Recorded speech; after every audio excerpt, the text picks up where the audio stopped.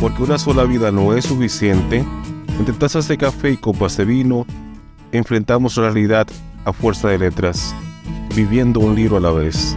¿Nos acompañas?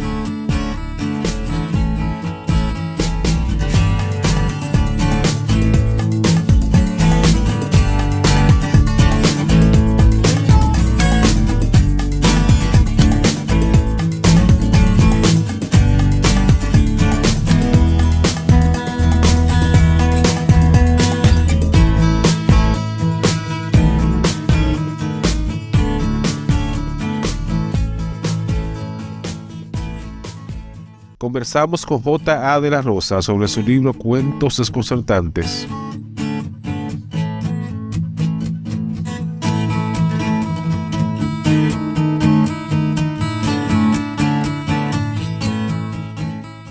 J.A. de la Rosa nació en San Francisco de Macorís, República Dominicana, el 10 de febrero de 1947. Por muchos años residió en Estados Unidos de América, donde realizó sus estudios superiores.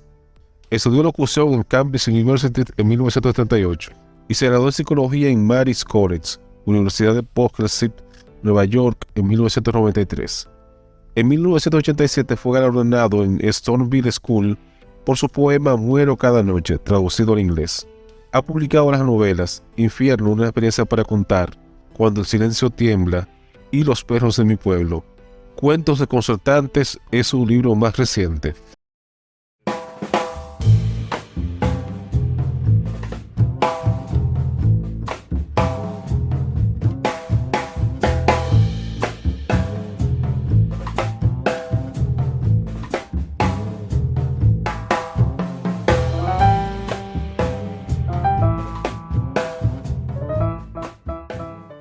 Como mueren los machos. El caudaloso río del Yuna se esforzaba en demostrar sus fuerzas a los lugareños. Sus aguas furiosas, desbordantes, se desparramaban sobre el sombrío con ímpetu, arrasándolo todo a su paso. El desborde del río hacía ahuyentar a la gente, refugiándose en lugares seguros. Estaba lloviendo y una nueva tormenta amenazaba animosamente parte de la región. La lluvia no daba tregua, mientras algunos moradores se aventuraban a cruzar las aguas amarillentas del Yuna, en canoa alada por cuerda de cabuya. Era el río Nilo en miniatura, el cual dejaba a su paso fertilizante para la siembra de arroz, desde Villarriba hasta la majestuosa tierra de lo bajo del Yuna. De pronto se vio un árbol del gran tamaño flotar río abajo. También el cuerpo de un caballo, de un becerro, los cuales fueron arrastrados por la fuerte corriente. Modesto Gómez divisó y señaló con el dedo las apariciones de más animales. A intervalos parecían mata de plátano, rulo y guineo. La ciudad eran inconfundibles dentro de las agitadas aguas. A Candito Gómez, hermano de Modesto, le bastó el ánimo que demostró al ponerse de nuevo sobre la rodilla para ayudar a una mujer embarazada. En medio de la tempestad, los moradores de la Garza, a Troncaperro, las aguas, solo se interesaron en tratar de salvar su ajuares, encaramándose en lugares más altos para protegerlo de las inundaciones. Al día siguiente, los moradores solo se encontraron que habían perdido algunos de sus animales y cosecha. Las aguas habían arrastrado todo a su paso. A ambos lados del río, las aguas habían protagonizado escenas aterradoras, arrastrando hasta con los cimientos de varias casas. En el cementerio, la fuerte corriente profanaron alguna tumba, dejándola ver los huesos y esqueletos, casi desgastados por la aborígenes del tiempo. Modesto, quien conocía aquí y allá, estaba enterrado los cuerpos de sus ancestros se estremeció de angustia. Sin embargo, al otro lado del río, varios hombres no vacilaban en buscar el cadáver de un niño de tan solo 10 años, quien fue arrastrado por la fuerza de la corriente. Y bien, amigos, así iniciamos un nuevo episodio de Tertulia Literaria Papel Baché, un podcast dedicado a la difusión de la literatura de la República Dominicana. Y hoy contamos con un autor de San Francisco de Macorís, J.A. de la Rosa, a quien ustedes escucharon al principio del programa leyendo un fragmento de uno de los cuentos de su libro Cuentos Desconcertantes. Y aprovechamos para darle la más cordial bienvenida. Por primera vez estamos grabando esto en el estudio, porque normalmente por razones de que los invitados viven en otro lugar o no están en el país, lo hacemos regularmente por Zoom, pero hoy tenemos la suerte de que contamos con el autor de la obra en el mismo estudio donde estamos grabando. O sea que estamos llenando, como quien dice, este nuevo formato con J.A. de la Rosa. Él nos va a aclarar después qué significa lo de J.A., pero mientras tanto le damos la más cordial bienvenida. ¿Cómo está usted, de la Rosa? Muy bien, muy bien. Muchas gracias por invitarme, Edward. Y gracias por esta manera de podernos ver personalmente y hacer este programa para tu público. Perfecto. Entonces, de la Rosa, vamos a comenzar por determinar qué significa la J y qué significa la... Bueno, la J es la abreviación de José. Exacto. Y A, Antonio. José Antonio de la Rosa, pero su nombre, vamos a decir, artístico, o su nombre... No, yo lo abrevié porque como yo publico en Amazon mi libro, había un José de la Rosa en Amazon. Exacto, para diferenciarse. Para diferenciarme de él. Exacto, sí, porque como en Amazon publica gente de todo el mundo, lo más normal es que tú encuentres a autores con exactamente el mismo nombre y el mismo apellido. El mismo apellido. Eso es muy común. Entonces, de la Rosa, la pregunta que regularmente le hacemos a los invitados que vienen por primera vez, porque es cómo fueron los inicios suyos en la literatura. O sea, cuando usted se dio cuenta de que tenía esa facilidad para contar historias, escribir cuentos, novelas. ¿Cómo fue eso? Bueno, yo desde pequeño me gustaba leer los periódicos y revistas, porque yo estuve aprendiendo desastre en una sastrería donde al lado había una barbería. La barbería siempre llevaba revistas, llevaban los periódicos y me ponía a leer.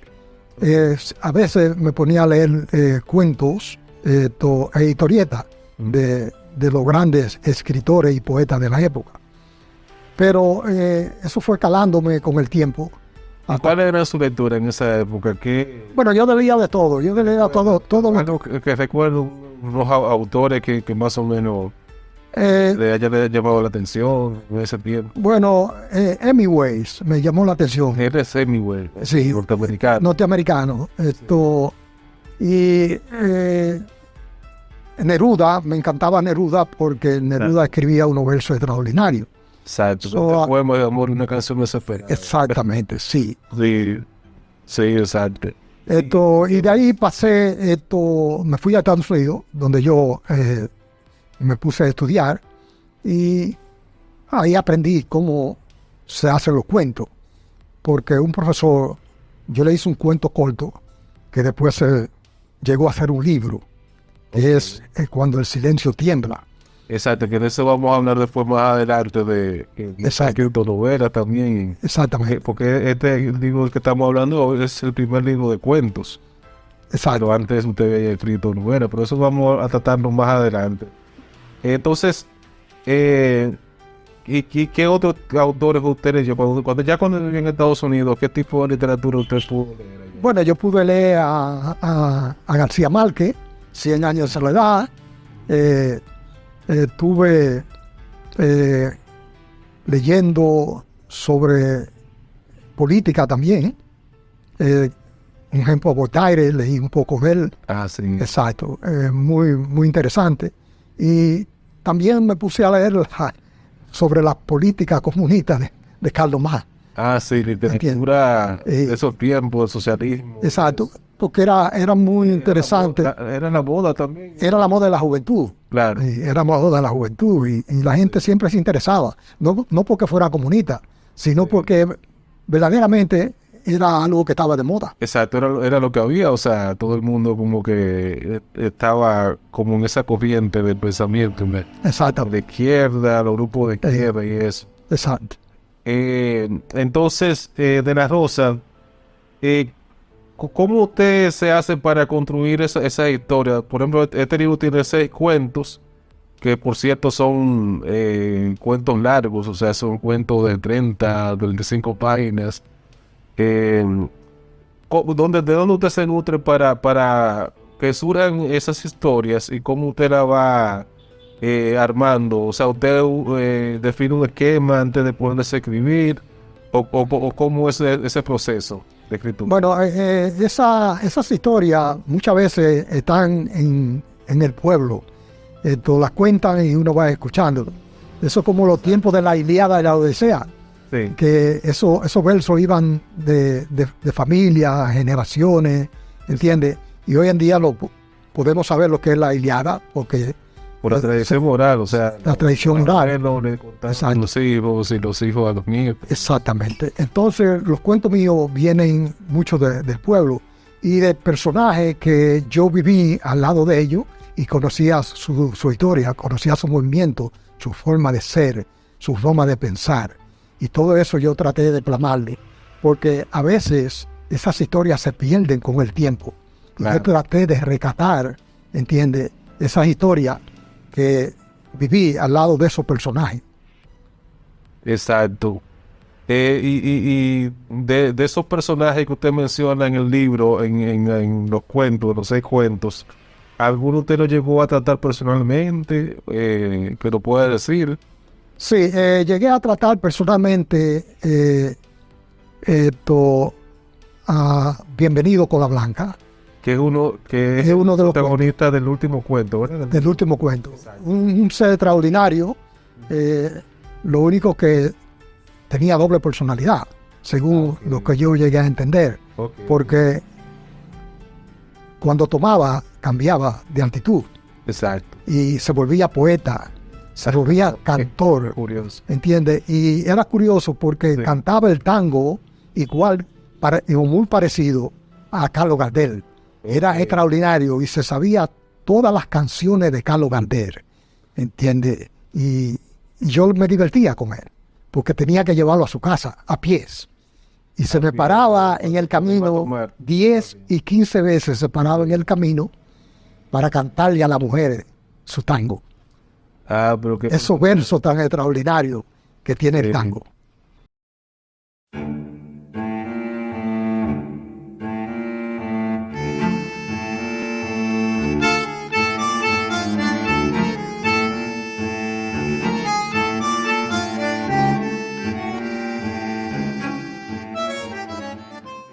Bienvenido Cola Blanca. En los días que lo conocí, Cola Blanca era un señor totalmente tímido, de poco hablar, bastante callado. Entrado en los 70, era el tipo de persona que ante lo demás le gustaba pasar desapercibido, sin mucha notoriedad. No era que él fuese un tipo antipático, intratable o poco social. Por el contrario, solo levantaba su voz cuando tocaba un punto en aquello tema que él consideraba de importancia. Siempre su palabra eran comedida, sin desperdicio, siempre a la altura de su intelecto.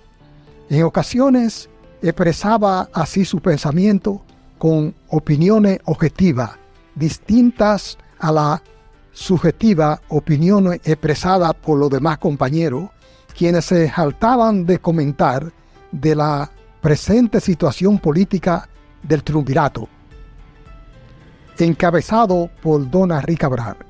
Las discusiones nunca llegaban a una conclusión satisfactoria. Los criterios de cada cual estaban empantanados, sujetos a escalado debate. Eran los tiempos que la ciudadanía empezaba a politizarse. A veces se le oía decir barbaridades, opiniones contradictorias, muy lejos de la realidad del evidente despilfarro de los recursos del Estado. A la salida de la familia Trujillo, los que estaban controlando el poder se estaban adueñando del erario. El contrabando y la impunidad de la justicia empezaban a exasperar a los ciudadanos. En corto plazo, los bienes materiales de la dictadura habían hecho ricos a muchos funcionarios. Otros pasaron a la privatización. Muchos poderosos se sintieron dueños de todo, sin ni siquiera pensar en su pueblo muerto de hambre. Muchos militares y funcionarios y los bienes que dejó la familia Trujillo se habían vuelto inmensamente ricos, repartiéndose hasta la corbata y traje otrora del jefe.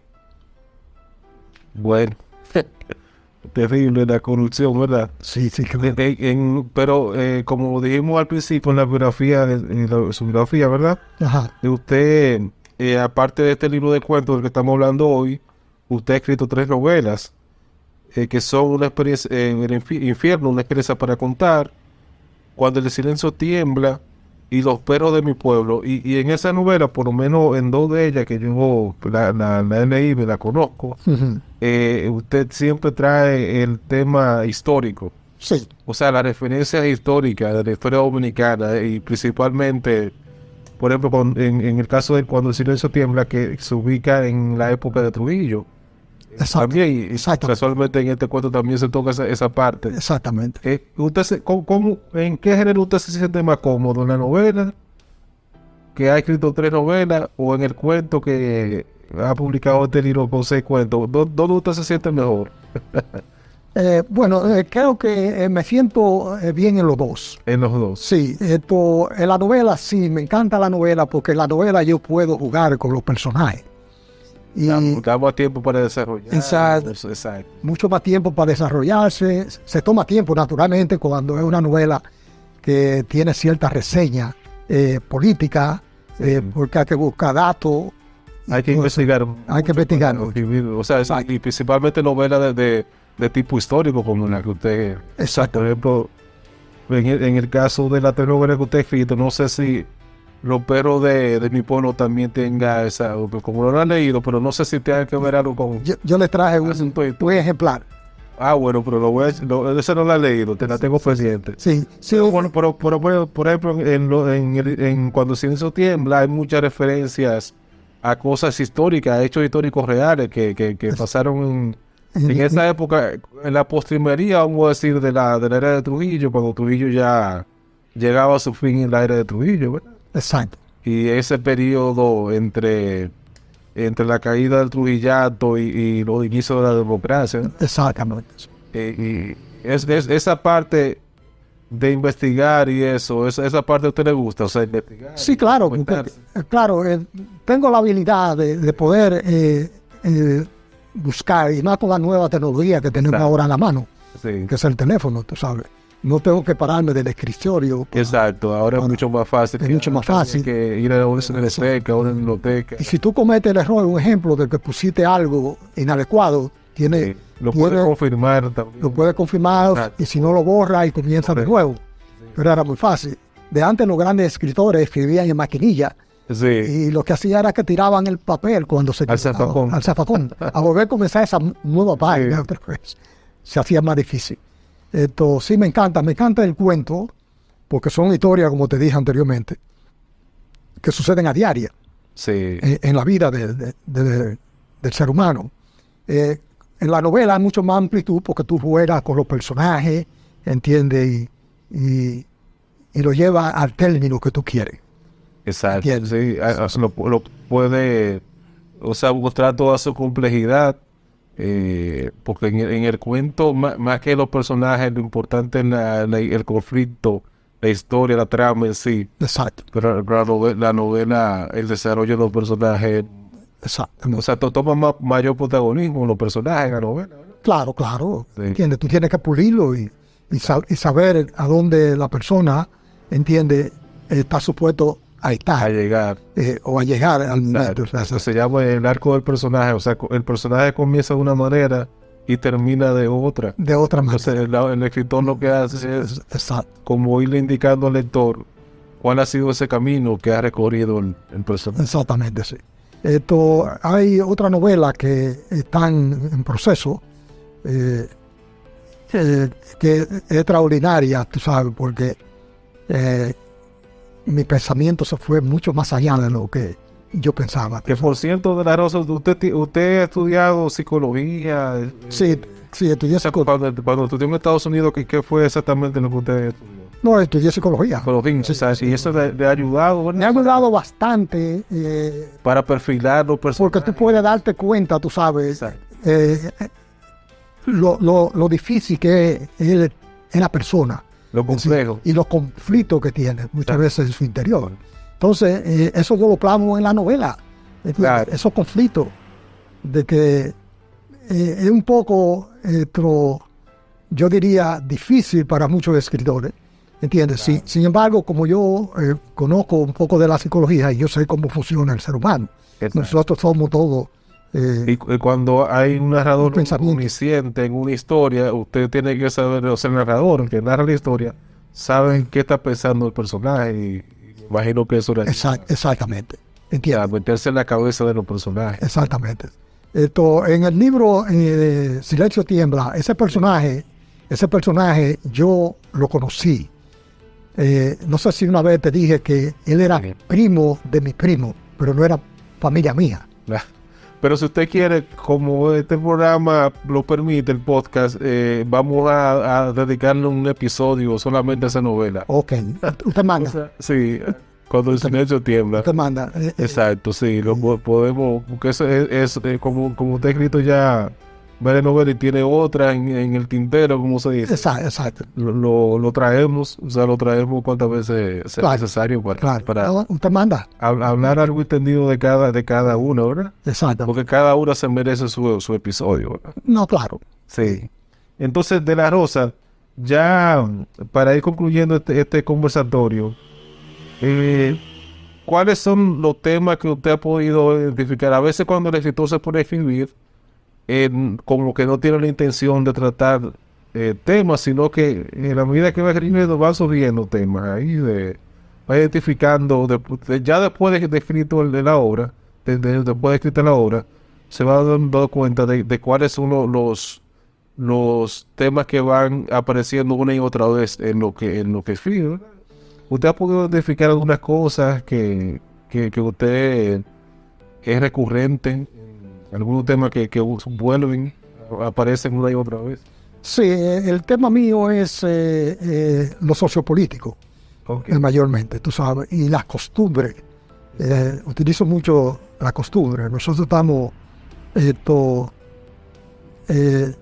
viviendo en un sistema, tú sabes, de que hemos ligado la moral, ¿entiendes? Con las costumbres. Hay un sinnúmero de cosas que se ha vuelto un revoltillo. Sí. Entonces casi mis temas son sociopolíticos. En los socios siempre hablo de la persona, ¿entiendes? Sí. De cosas que nunca me han gustado y que nunca puedo decírselo a un político. Exacto. Nada. Pero por ejemplo, en el tema de la corrupción, en el cuento que leí, ese que lo toca. Sociopolítico. Exacto, que fue es uno de los males sociales que más nos afecta, la corrupción. Exactamente. Tanto a nivel político como a nivel privado también. Exacto, está en todos los lados. La corrupción está endémica, está en la piel del dominicano. Exacto, entonces eso es lo que permite la literatura, como denunciar y poner el dedo sobre la llaga de lo que está pasando, ¿verdad? Exacto. Que ha sido el transcurrir de la historia. Exactamente. Sí, exactamente, o sea que para eso sirve, además de entretener, la literatura también sirve para eso, ¿verdad? No, y enseñarle al lector de que hay cosas que están sucediendo y tú estás dejando pasar. Exacto, llamar la atención sobre ciertas cosas. Sobre ciertas cosas, exacto. Eso es muy importante, especialmente en la juventud, a esos estudiantes, ¿entiendes? Que van a ser los futuros políticos y dirigentes de nuestra nación. Entonces, se le manda ese mensaje, ¿entiendes? A ver si ellos toman consideración de las Sí, cosas. y una de las maneras más eficaces para transmitir la historia es a través de la literatura, porque no es lo mismo tú ponerte a leer una novela que ponerte a leer un libro de historia que a veces resulta un poco pesado. Exactamente. Y mucha investigación. Exacto. Entonces la novela te permite tú, Tú desahogarte.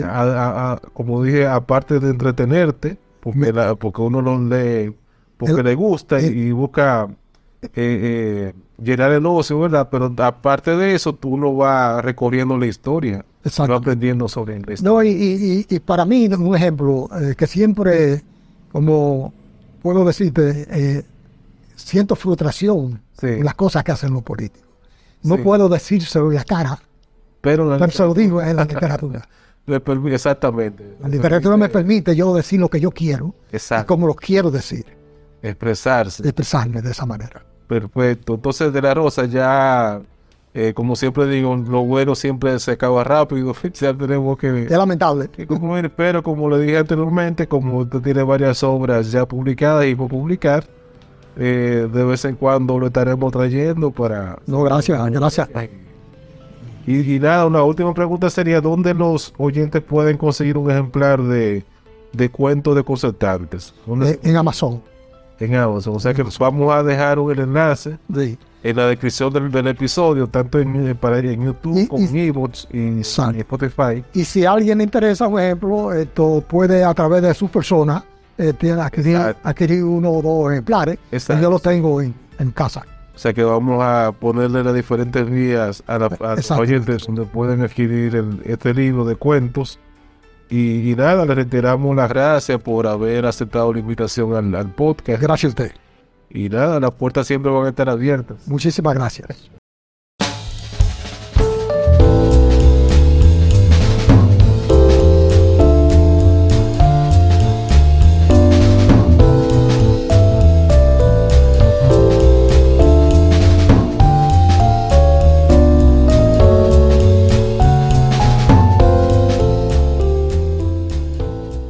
Y así concluye una entrega más de Textura Literaria Papel Maché. Agradecemos que nos hayas acompañado y te esperamos en el próximo episodio para seguir viviendo un libro a la vez.